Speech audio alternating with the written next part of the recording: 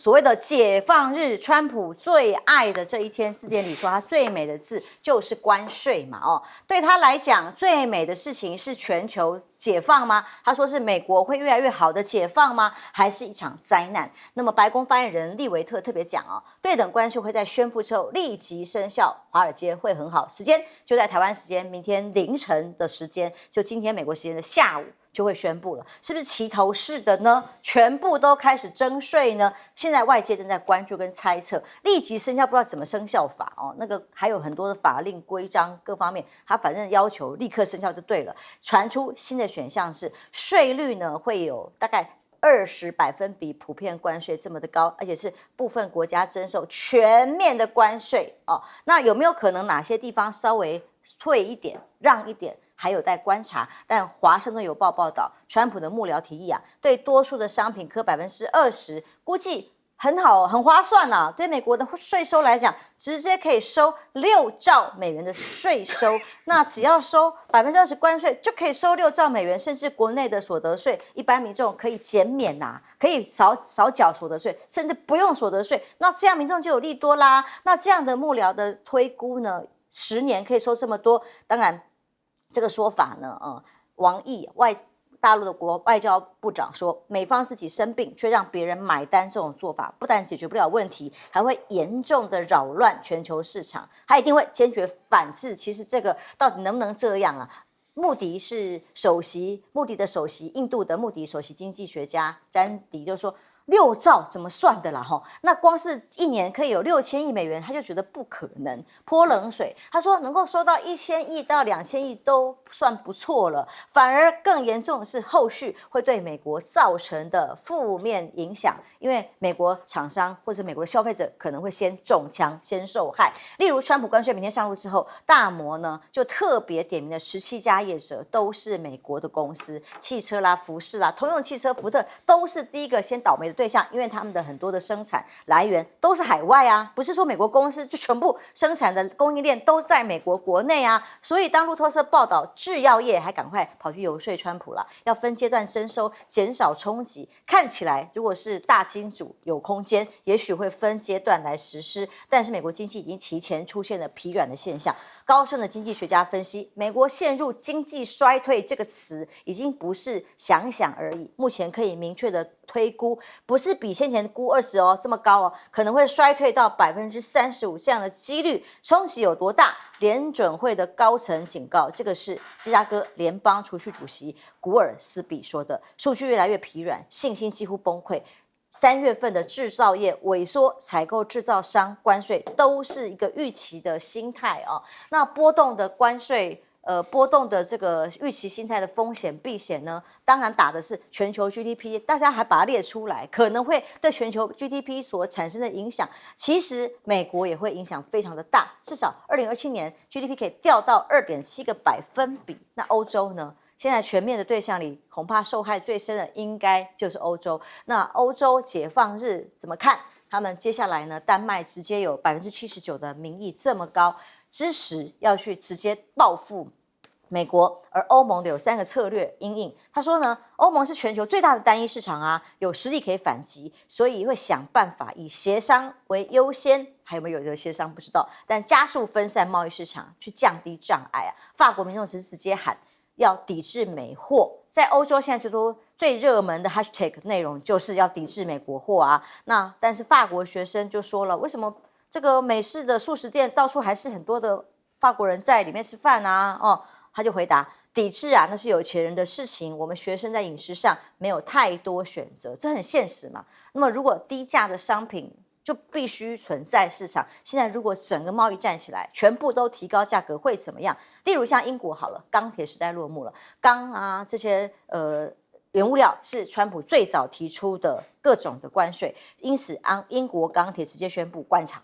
2700名员工失业，因为呢，因应了川普在美国的新的关税措施，干脆不做了。本来英国是欧洲里最后一个钢铁大国，现在也走入历史了吗？赖教授，川普的时代没完没了，他说还不止这4年嘛，还有第3任期嘛。但从明天台湾凌晨开始，他的解放日来了。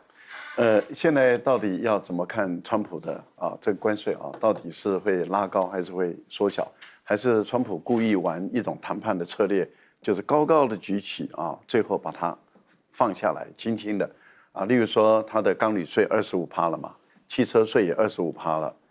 然后现在是全面性的关税一下子又说20%多少？如果到最后10%呢？也就是说，他说安娜。华尔街，你们不用担心，那我可能会很仁慈的但是我不会缩小打击面，不是传说中的15%，而是全面性。但是问题是，我会很仁慈的，我会很温柔的。那到底是20%还是30%，还是15%，还是最后是10%，我们都不知道了好，但是不管如何，假设它是20%好了，就按照目前传说中的20%。那如果我们台湾好了，我们就拿我们台湾。假设我们台湾的一些产品卖到美国去卖到美国去，那你如果关税提高到20%，如果他要我们出口商来去吸收，而我们的利润只有10%，或是只有5%例如说像台湾有一些很大的厂，其实我们都知道它的利润就是5%而已嘛那因为它是代工厂嘛，那它假设它利润就是这么一点点，那它是靠量取胜的，那你要我吸收你的20%，我等于是赔本做。那很多工厂会觉得，那我卖一批我就亏一批，那我干脆就不出口给你了嘛，不卖了可以吧？这是一种方式。那美国就买不到了，买不到那些产品，他要到别的地方去找。可是问题是，每个地方都一样，都卖不出去了，那都不卖了，那美国就缺货了。缺货一旦供需产生变化的时候，物价就会上来了。这是第一个。那川普本来想说，那你一旦缺货，你的工厂要迁回来工厂迁回来要时间的，而且要有这个能力而且他会计算我迁回去以后我能够卖多少，我到底价有多少，然后或者我到你那边投资，我的税有多少，那个都要很多时间的，都来不及。好，那你要不就是不管怎么样，我不降价，我就是卖给你，那你进口商自己吸收了。那你进口商吸收，它就转到这个消费者身上，物价就上来了，这就是一般的估计嘛。所以很多经济专家他估计到最后就是说，你们这些人到底懂不懂经济，懂不懂数学你那你还是哈佛大学教授你到底懂还是不懂？还是哈佛大学本来水平就已经这么的低了我们也都不知道了嘛，因为哈佛大学的一个教授创出这套理论，说我们一年可以收6000亿，10年就可以收6兆。的这样的一个税收，所以那个美国人民几乎都可以不用缴税了，不用缴所得税了，我们这些就可以够支应你的所得税。非常天真非常天真，因为可能很多产品就不卖了，或者买不到了，那你不卖了，税就没有了嘛。然后你一旦没有货，物价就上涨了嘛。那要不就是由你进口商的吸收，物价还是会上涨。所以大家已经看到这个很有可能会发生的事，就美国的白宫的这一小群人他看不到，这个特别，这个很特别。所以我个人觉得，目前来讲，我们大家都在看戏了。其实现在你看，你说真的，全世界很紧张吗？看起来没很紧张，大家只是在看你川普在玩什么把戏，最后不要搞得自己下不了台。副总是全球一起抵制美国吗？台湾是因为刚好碰到清明连假，还可以缓着点，等他这个川普演完了，因为每天可能会不一样嘛。演完了之后再来回头因应。我觉得川普跟他的幕僚一直不断的宣布这种奇怪的数据，好像是在告诉我们，美国过去历任总统脑袋都不清楚一样。他的意思的确是这样。对他，当然就你最聪明，别人都是笨蛋，就是这样，不是一个很基本的道理嘛？你今天卤肉饭路边一碗卤肉饭卖30块，今天假设有200个人来吃，你明天卖50块的时候，你认为还有200个人来吃吗？对啊，这是一个很基本的道理嘛。我想为什么？不然的话，那店家我只要生意好，我就拼命涨价就好了，我就越赚越多那我只要每涨5块，我就多赚5块，是这样吗？根本不是嘛。所以我想连卖小吃的都知道的理论，堂堂美国大总统不知道。这个听起来很扯，而且他还是个很精明的商人，所以我不认为川普不知道，我也不认为他的幕僚不知道。但是这是在干什么？你知道？因为很简单，川普要去骗美国人，告诉他说我可以帮你们赚很多钱，所以我管他真的假的，我先讲再说。那他的幕僚当然也知道，但是因为我的老板现在要求的是忠诚，也就是你不要讲我不喜欢听的给我听。所以呢，既然你老板是这样要求，那我就讲好听的给你听。你讲的都好棒，你最厉害，然后就是这样子啊。这个就是上下交相贼嘛，然后就变这样啊。那问题是，当这一波骗完之后，美国民众很快就会发现，整个情况不如你想象中那么美妙。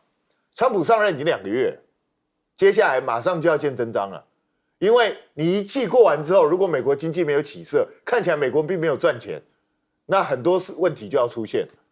所以，川普现在开始会有点急，因为他慢慢要面临反扑，所以他旁边那些人才会跟他讲说：“哎，我们可能要改一下，不是所有全部征对等关税，可能是那个我们对有些国家全面征税，但是税率比较低。”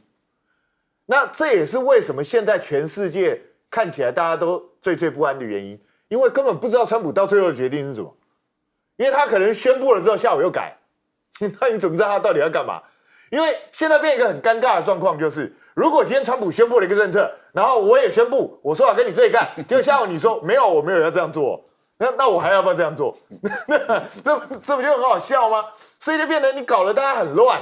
就是我必须要等你确定要这样做，而且你真的做了之后，我才能够去有一些实质的反应，这就变得非常麻烦。我想这几天大家有看股市的知道，造成整个全球的动荡不安。大家都不知道到底应该要怎么去应对，那所以我觉得川普如果还没有办法定性，接下来危险的可不是全世界，是他自己哦。美国很可能会因为这样带动整个世界的经济大萧条，因为当大家发觉整个情况不对的时候，都开始紧缩。我不敢随便乱买东西，因为我不知道接下来会怎么样，那事情就会变得非常可怕。那至于说欧洲、加拿大这些国家到底要不要对川普报复？我觉得现在虽然呼声很高啦，但是他们能够做到的其实相对有限。讲实在话就是这样，因为他们对美国这个市场依赖实在太深了。你看欧洲对美国的顺差非常非常惊人的，所以在这种状况下，你讲得很好听，可是你能够做到什么状况？更何况欧洲人好日子过惯了，你知道？你叫他重新回去过苦日子，我是怀疑欧洲人到底能不能做得到这件事。将军，我们在看欧洲的因应的时候大家当然不知道接下来川普的政策会怎么宣布。可是如果抵制美国货成为主流，例如特斯拉好了，被烧啦，或抵制啦，不买啦，或者是美国的企业，说真的，倒霉的会不会反而倒过来是美国本土呢？我们看欧洲这次来讲的话，它的回击其实是，如果在关税上面，它确实是软弱无力的哈。那欧洲现在它能够列出来的报复清单，我们看了也很好笑。比如说牛仔裤啊，比如说哈雷机车譬如说是美国的酒之类的东西，其实这都是很软弱无力的。可是我特别要讲，就算再软弱无力，欧洲也必须要报复，因为来讲，如果说是两个国家之间 A 国跟 B 国如果说是A 国对 B 国实施这个保护政策，也就是增加关税来讲，那 B 国是完全开放，我跟你讲 ，B 国最少输10分。他就算是在软弱，他报复来讲的话，他可能只输掉3分，可能还会输7分啦哈，但是最起码够争回3分。那在这种状况下，我觉得欧洲包括其他国家都会采取相对的报复的这种关税贸易措施。我们看下面讲英国这个钢铁好了，我们就以这个英国这个钢铁公司快要收起来了哈。那从这个地方来看的话，英国为什么要收起来？因为美国对它征收关税来讲的话，它卖过去的价格必须很高嘛，那就竞争不过自己美国本土的生产的钢所以它卖不赢它。我卖过去，你加上我关税，我可能1吨钢要卖到100块。那美国自己的钢，以前我只要卖80，现在我必须要卖到100块。那美国自己的钢要多少？90块。但是问题是说，就这个汽车业制造者来讲的话，钢铁业者来讲的话，他就变成要买更贵，他买不到便宜的钢，他要买自己本国的钢比较贵，所以在这种状况下，我觉得美国，你说，你可以有6兆美元的这个税收入，我试问一下，你6兆是收谁的税？你是收各国的税，赚了6兆的税收，还是赚自己老百姓这个消费者的钱拿出来掏了6兆的这个美金？所以我想应该大家都很清楚啊。如果说关税绝对是一把双面刃，绝对没有绝对赢家，只是说大家互相彼此报复之下，其实最苦的是还是老百姓，必须要面临这个通货膨胀的压力。当美国队长变了模样，那接下来到底会怎么发展？全球地缘政治正在剧烈的变动当中。例如，光是非洲哦，在索马利亚的总统签署了一个命令，同意呢让土耳其派遣5000名雇佣兵驻军去学艺哦，交换呢土耳其可以开放沿海的石油啊、天然气资源开采权，还允许土耳其在境内建设军事基地。现在过去是不可能的，这个非洲未来的这种过去命运都掌握在美国的手里啊。那这样的做法呢，是不是被说掏空家底来换驻军？未来非洲的命运很难说，因为美国地盘现在已经是别人家的了吗？而习近平呢，现在在美中对抗越来越剧烈，那怎么对抗还不知道的结果之下，现在呢，先从北边俄罗斯开始巩固中俄情谊。那么王毅特别先去拜访了普京，而且双方针对5月份马上习近平要访俄做了很多的宣示，包括友谊不会变，非常战略的紧密。那或者是像这个美国想要做的这种分化的策略，绝不可能成功等等的哦。那所以习近平接下来访俄之外，还有亚洲行啊，那其他的国家呢，态度地缘政治整个都在翻转当中，包括印度这一次是被美国点名哦，对于收取美国关税最不公平的，非常大的篇幅都在点名印度的关税不合理。而对中国关系，习近平却是跟印度总统穆尔穆就中印建交75周年互相很多正面的交流，包括呢接下来要发展龙象共舞啊，那双方正确的选择是这样吗？美国不跟你玩了，那我跟其他人合作可以吧？更多的全球南方的现代建设合作，或者是驻印度大使说要进更多的印度商品到中国大陆去，或者是中国准备好很多印度商品啊，越过喜马拉雅山啊，之前曾经有过的军事紧张，现在完全因为美国的关系推波的其他国家跟中国大陆反而更紧密的合作吗？而汽车业，当然这个美国的对汽车全面的开征关税影响全球，而大陆的汽车呢，川普的25%关税将汽车业的钥匙交给了中国吗？这25%的关税会让中国独霸的梦想，接下来汽车业会是一个很关键的影响。特斯拉被说压力山大，就像很多的厂都设在中国大陆啊，现在进到美国去也一样啊，也是很贵啊。那包括了小鹏年增331这个数字，连续交货都超过5个月哦，都超过3万辆，所以这个以季度来算。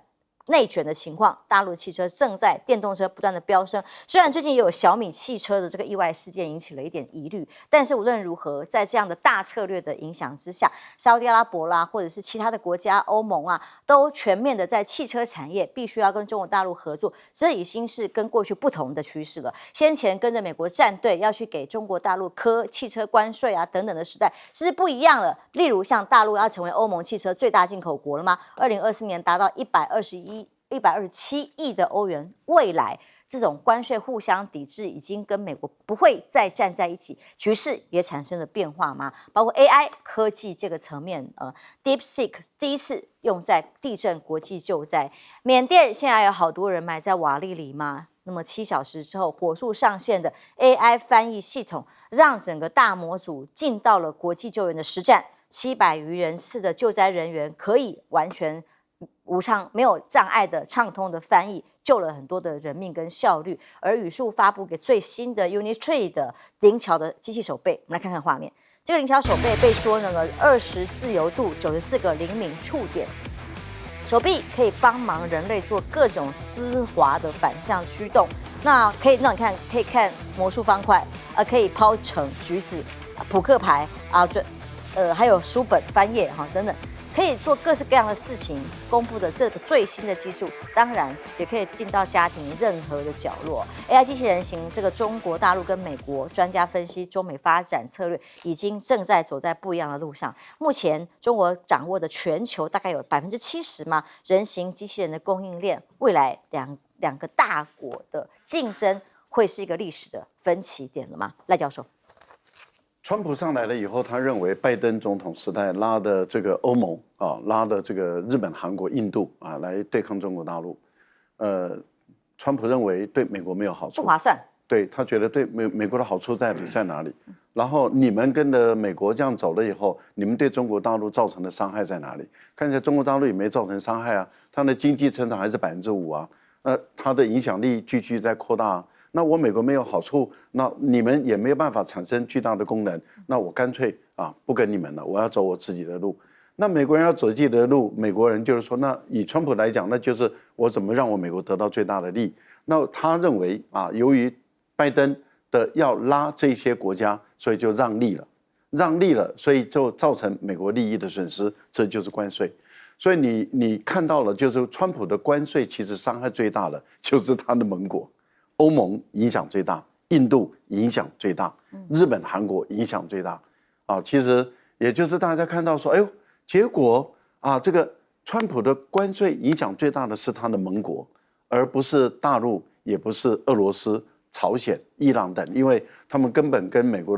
的贸易，虽然中国大陆贸易很大了，但是因为关税已经太高了，中国大陆也适应过来了，所以他没办法再加高了，再加高就是要取消全面最惠国待遇了。所以对于美国人来讲的话，我的关税已经拉到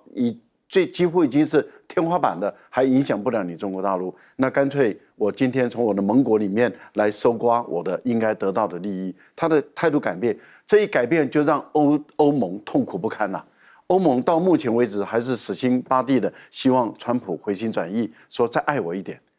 不要你不要把我赶上中国大陆，赶向中国大陆。所以你看，川普不管是冯德莱恩也好，他的对外的外交的问题，讲到最后还是说，我们应该要一起来对付中国啊！你怎么一直来对付我了？你应该去对付中国。但是看起来川普是不改变的，然后这些国家变成骑虎难下，因为大陆就在旁边看说，你到今天还在讲来对付中国，那你今天要我怎么改善跟你的关系？可是我们很明显的看到，在亚洲，印度已经悄悄的在缓和跟中国大陆的关系的紧张了。大家也看到，日本跟韩国跟大陆的外交部的部长王毅已经谈到全球供应链不要受到影响，中日韩的经济应该再往前走一台阶。然后大家又发现，王毅去这个俄罗斯受到高规格的接待，那也就是中俄之间的关系继续再往上走下去。那也就是川普要挑拨中俄的关系没有成功，然后又传出说习近平很有可能会到东盟去，那也就是再把东盟拉过来。所以当美国要把他的盟国往外推的时候，中国大陆对有一些盟国这个还在观察，但是对有些盟国已经开始在接收了。我觉得世界的局势确实在转变中。我们休息一下，马上回来。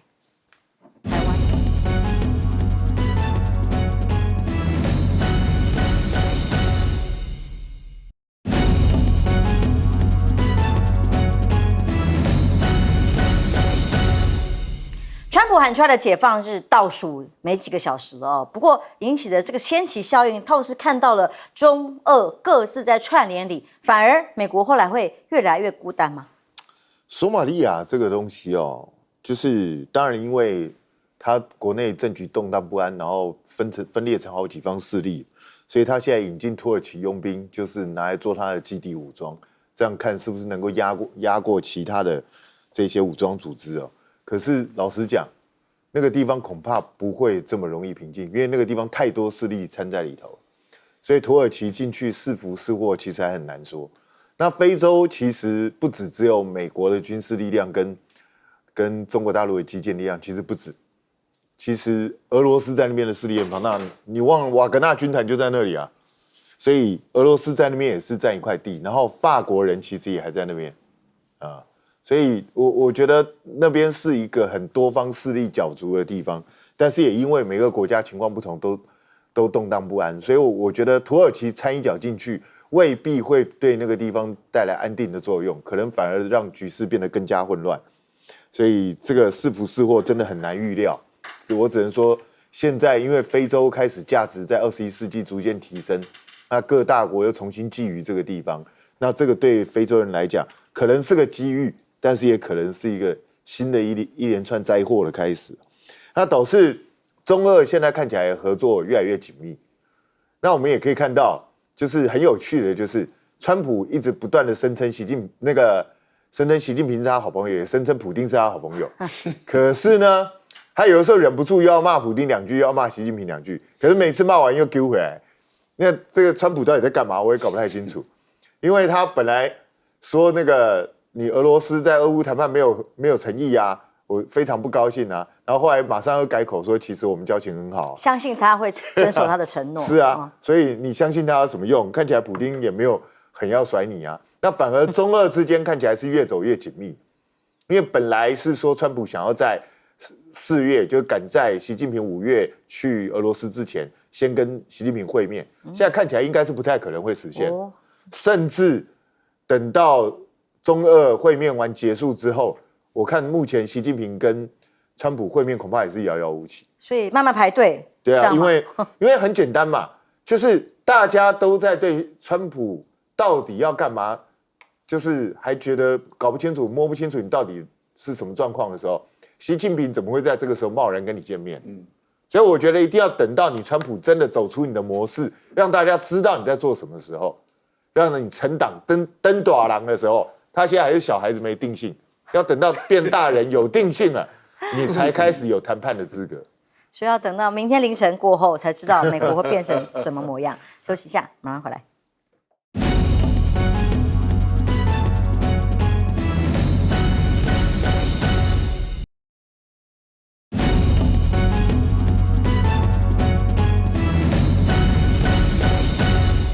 AI 的发展现在在地震、缅甸的灾害当中发挥了功能，很快的可以达成灾害人员这个翻译的即时效果。其实我觉得 DeepSeek 不只是在翻译啦，因为这次救灾，我们发现说有很多的国家的救难队都进去啊，包括中国就已经有3个救难队。那如果说再加上俄罗斯，再加上当地，那这个语言一定很多哈。在这种状况之下，如果说有 DeepSeek， 除了说可以立即做翻译之外，DeepSeek 也可以提供这些救灾人员很重要的一个资讯，比如说这个如果受灾的人救出来之后，可能 DeepSeek 你给他一个基本资料，他就告诉你现在要做最快的抢救应该先做什么动作比如说你像这个患者来讲，你告诉他这个血压多少，或者是说体温多少，他可能给你做立即的一个判断争取这个抢救的时间。所以我觉得 DeepSeek 这个将来在未来来讲，不管是救灾或者是生活上面，或者是学术上面，它的功能是越来越强大。那经过这次的救灾之后，我相信 DeepSeek 他自己会学习到救灾的状况之下怎么样来做研判，比如说哪边的支撑应该怎么样来撑住，哪边应该从哪边进去。我觉得 DeepSeek 未来都有充满了想象，都可以做得到。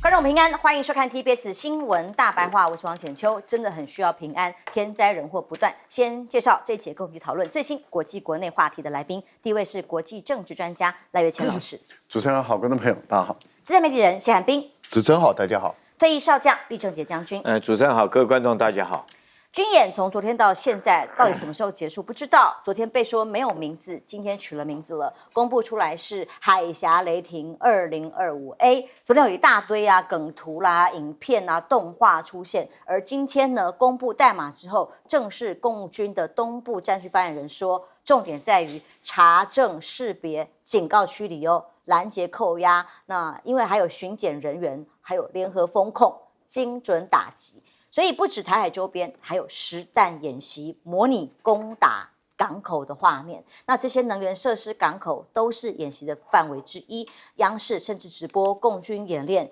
远火去摧毁高雄的永安天然气接收站。那么这个画面让大家很心惊，但这个远香火的摧毁能力呢，射程400公里，可以直接覆盖双北。所以这个演习受到的关注是，如果解放军视为越海杀器的话，接下来的这个模拟已经演给大家看了。那么包括原乡香火最大的优点是叫做最大管保，那么可以有射程远、精准度高、火力猛跟造价低。大家在问，台湾真的会因此被封锁或准封锁吗？网络上一则消息在媒体上出现，是说我们的 LNG 船呢是载天然气的。先前在很多异常质询的时候就被问到，那如果真的被封锁的话，还运不运得进来？结果呢，网络上就有人分享这个航线图、航机图啦，哇，转啊转啊转，最后绕来就离开了吗？回转离开了吗？那所以是共军设下的结界，让天然气也运不进来吗？经济部到了今天下午左右正式的回应了，他说天然气船依港进港靠卸本来就有绕行等候的时间，最后仍然已经完成了靠卸，所以没有被封锁吗？那么美国紧盯的是中共的军演，紧盯了什么呢？在媒体提问，白宫发言人回答的是说，强调维护台海和平重要，重申反对任何片面以武力威胁、胁迫改变现状的意图。美国国务院呢说，这个对于对台的侵略军事行动加剧了紧张。卫报也警告了中共的军演是剑指华府，究竟是不是这样呢？因为包括了最近这个国防部长访问亚洲的消息 ，CNN 也认为是跟要让华府这边知道中国大陆的立场有关系吗？而卫报引述的认为呢，军演的目标华府就是要向川普传达赖清德是麻烦制造者，而且因为华府官员跟川普本人的实际的举措还有落差，还不一定是国防部部长讲的就算，因此最终鹰派并不一定会主导，最重要的还是川普认为美国利益在哪里哦。所以当这个两边我们的单边单压的结果，现在只依赖美国的时候，只能听一模一样的话嘛，就是不会支持单方面改变现状，但会不会支持呢？来看看美国现在在其他盟友的眼中是不是可以支持跟可靠的呢？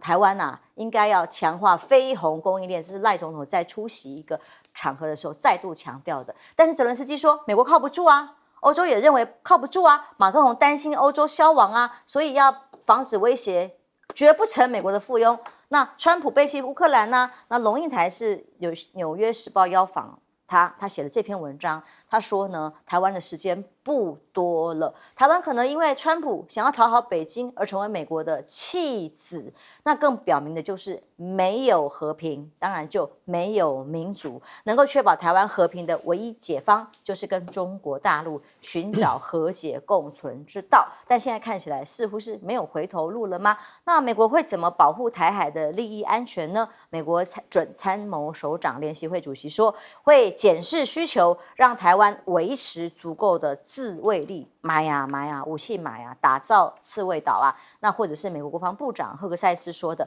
美国会启动对太平洋岛国密克罗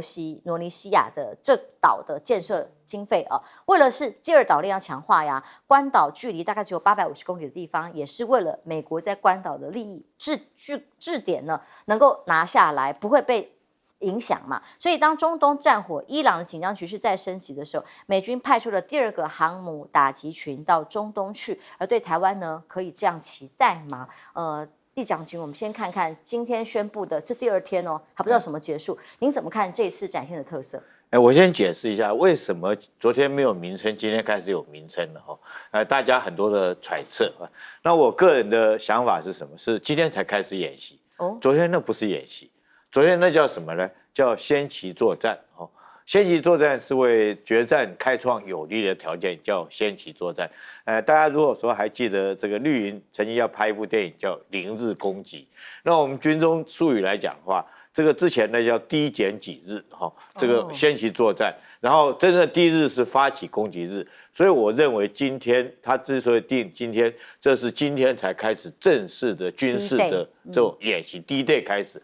如果说是用绿营的说法，叫零日攻击开始。那为什么我这样讲呢？我们看昨天的演习名称，它叫什么？进逼。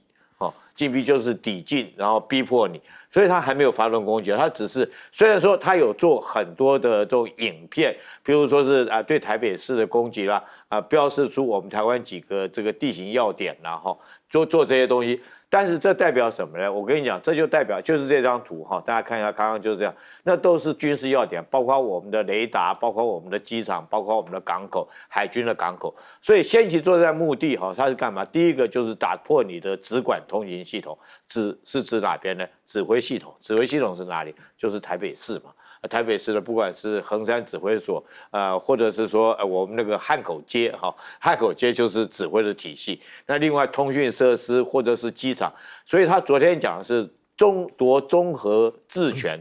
制空把你机场打掉，制海将你港口封起来，然后制电磁权将你指挥权全部打光，哈，这是为先期作战。所以昨天这还没有开始，今天这个才是开始。所以昨天叫进逼，那今天叫什么呢？今天开始是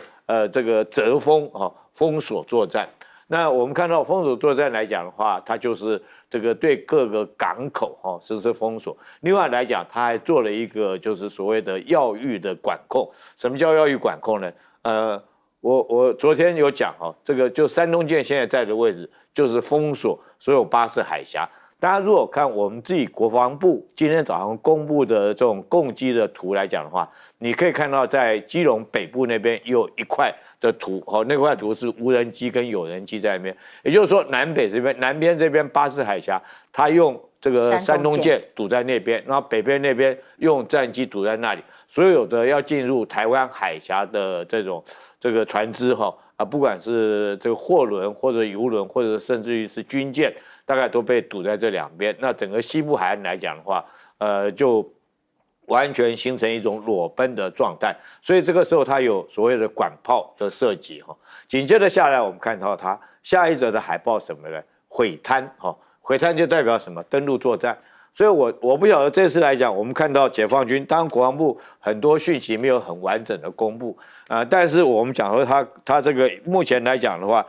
军舰有15艘的军舰里面，我相信这15艘军舰里面应该有075跟071在里面，因为如果说是它整套要演练下来了的话，这个应该有后续来讲的。所以它既然定出一个毁滩，就代表它的登陆作战先建立滩头堡。那我也可以预测，这个演习今天不会结束，明天甚至都不会结束。为什么？毁滩之后一定有下一个动作。比如说下一个动作是什么呢？我的后勤补给，它可能也会做配合的演练。我们之前看到什么？看到这个就是说那个接驳的船只登陆就是那个很奇怪那种登陆，人家讲登岛利器登岛利器。这第一个会不会说这个船只来做这方面的演练？那第二个，我相信他还会在一个地方做演练比如说是滚装货轮，他会不会做演练？为什么是滚装货轮呢？滚装货轮来讲的话它可以如果说是他登陆之后，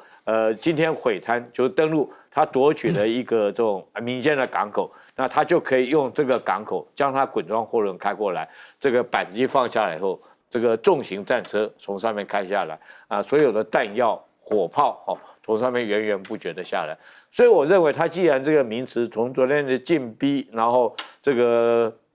所谓的折封毁滩，我相信明天那名词怎么样，我很难去预测了，会不会是运补啦，或者是说持续作战的一个战力的表现。但是整个演习里面，我觉得跟去年最大的不同，去年我们很明显看出来，它只是做一个就是这个所谓灰色地带的这个以海警船对我们做灰色地带，就是封锁作战或者是隔离作战为主。那今天来讲，你整个演习的内容，你可以看出来，他用的军舰比用海警的要多就代表什么？它是武统整个步骤演练一遍。当然，我们可以说，我们台湾来讲的话，可能因为这个股票照涨民心没有受影响，但是我跟你讲，士气一定会受影响。为什么士气会受影响呢？因为官兵来讲，经得起经不起这种疲累这个3月17号刚搞完小汉光，紧接着这个没多久之后，我们又要做汉光演习。那这时候这个解放军突然来这一套，我相信这时候我们大概国防部除非说神经很大条了，不然的话一定是所有官兵管制在营区里面。那要不要休假？那更不要讲空军的飞行员。所以我再补充讲一下美国军舰现在在哪里？航空母舰在哪里？大家可能很好奇。我今天特别去查了一下，中东没有，他没到中东去，他停下来了。他不走了，因为台湾演习，所以美国从你现在看卡尔文森号的位置，你就知道美国现在进不是退也不是。为什么卡尔文森号现在在菲律宾莱特湾停在那边？因为这个解放军在这边做演习，那他到底是要继续去中东这个形成2艘航母对伊朗的或者是胡塞的打击为主，还是要选择留在这边？这个就我们台湾为主，我觉得我们就很明显看卡尔文森号，你就知道美国现在陷于两难，尤其是这次演习，我觉得不只是针对我们台湾赖清德了，他根本就是演给美国看的。有2件事情我们可以看得出来。第一件事情，3月17号那次他围台军演，他的国防部对记者讲说，我们是针对美国，大啦啦的讲。这次来讲，你看官宣的海报，他都用英文来写。除了说用英文表达，还用英文写，怕你美国人看不懂，怕你又翻译错了，所以说用英文来表达。所以说针对美国的意味非常浓厚。这时候看你美国怎么办，你要到中东还是留在东亚？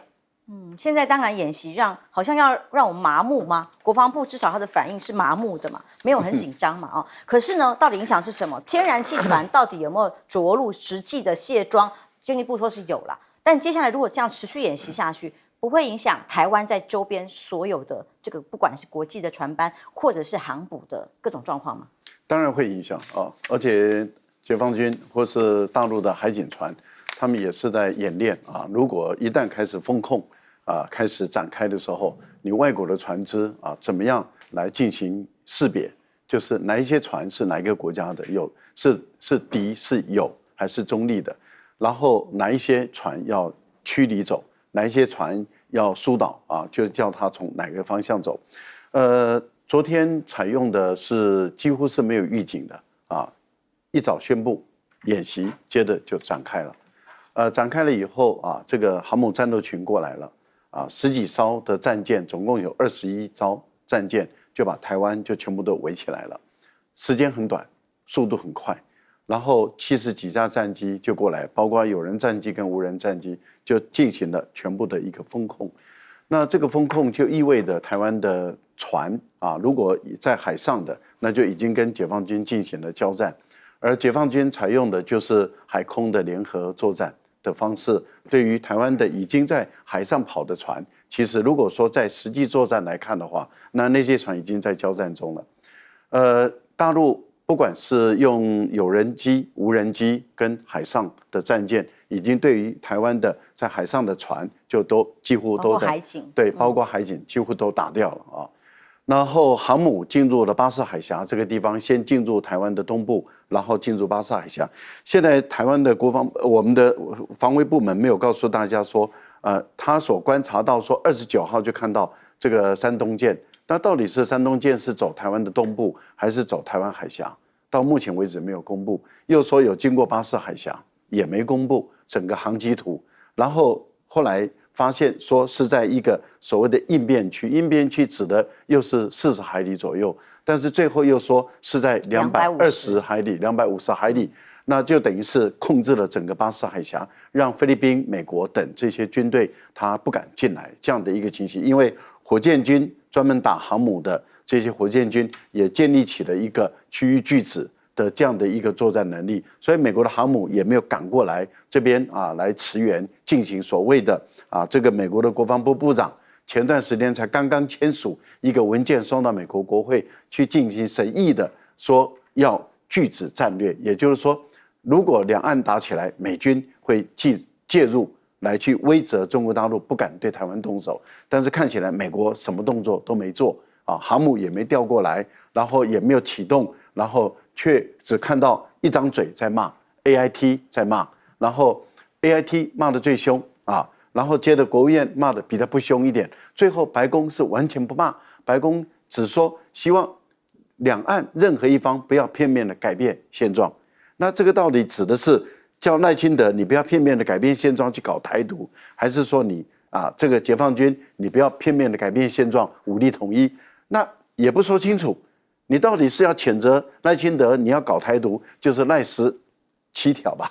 ，313嘛，好像你到底是要谴责赖清德搞台独，还是要谴责中国大陆？也不说清楚，说明白，白宫还是要讲清楚，你到底是支持一个中国，还是你现在支持台独？因为美国的国防部部长的态度看起来就是说我要介入了嘛，然后你的国务院又在那边表达你的态度，那换言之也就是说，白宫本身却乱七八糟的，乱得一塌糊涂。那乱得一塌糊涂，卫报就是说，白宫本身分歧那么大的话，你台湾竟然敢把宝压在美国人身上，你这个胆子也太大了。美国国会也分成鹰派跟鸽派，但是都没有决策权，真正的决策权在川普手中，川普的态度不明不白，你竟然对一个不明不白的川普，你竟然敢把台湾的所有的生命财产压在一个不明不白人手中，你实在是胆子太大。好，那我们看今天演习代号出来了，可是我看到解放军的大校讲得很明白，也就是说，解放军的国防研究院的一个教官，还是蛮有名的一个教官，他就出来说，为什么今天有演习代号，只针对于台湾海峡的这个军事行动进行演习代号。那换言之，也就是说明天可能在东部某一种演习的时候，又有另外一个演习代号出来，所以我觉得解放军的做法已经跟以往有很大的不同了。彬哥，当我们看到美国的国防部长在日韩访问的时候，菲律宾访问的时候强调要日韩到时候万一有需要的时候、有状况的时候，要他们前线先往前冲到时候来处理台海的危机。可是这一次在整个因应上面，目前我看到的是我们政府说不用怕、不用担心，我们准备好了，但没有看到其他可以相因应的策略。美国叫日韩往前冲的同时，你看他自己往哪里走？他往后退。你看他现在跑去弄密克罗尼西亚，在那边建基地，他已经退到第2岛链甚至第3岛链去了，这就是他整个战略部署啊！要死也是死别人啊，不要死我，就这么简单。美国的整个战略布局就是这样的那大家还看不明白吗？所以你看，老共也知道这整个局势的变化，他也没有过度刺激美国，所以他是等到赫克塞斯亚洲行结束之后才开始搞这个东西。那也不会让你美国觉得说我就是正面要去挑衅，所以美国就回答了一个不痛不痒的东西，实际上就是跟他过去每次讲的都一样，直接拿来抄的东西。美国以后可以放录音带，这样很省事。那问题是，这次演习跟过去到底有什么大差异？我觉得第一个，他第一天没讲，然后就开始行动，然后我们自称自己早就掌握，3天前就掌握。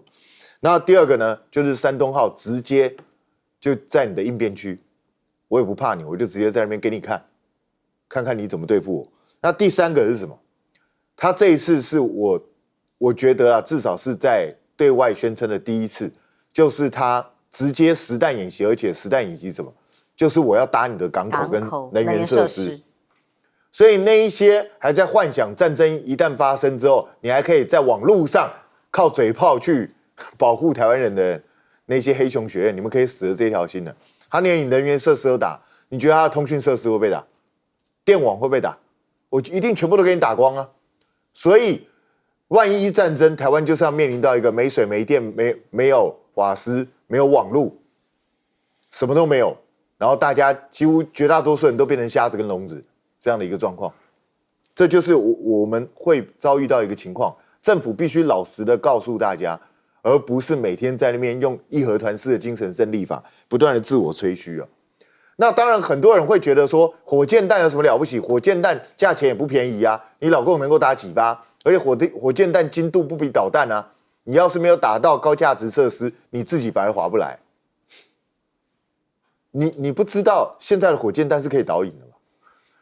我觉得很多人的想法都很奇怪。你都看到海马斯就是火箭弹了，他就导引给你看了，那你怎么会认为解放军的就不会导引？现在很多时候，整个科技进步已经完全不是你几十年前对火箭弹的想法，所以我真的拜托大家，所有的想法、所有的观念、所有的资讯要与日俱进不要每天还停留在2次世界大战。谈到严防的，除了有这个演习的后续消息必须要关注之外，还有经济上，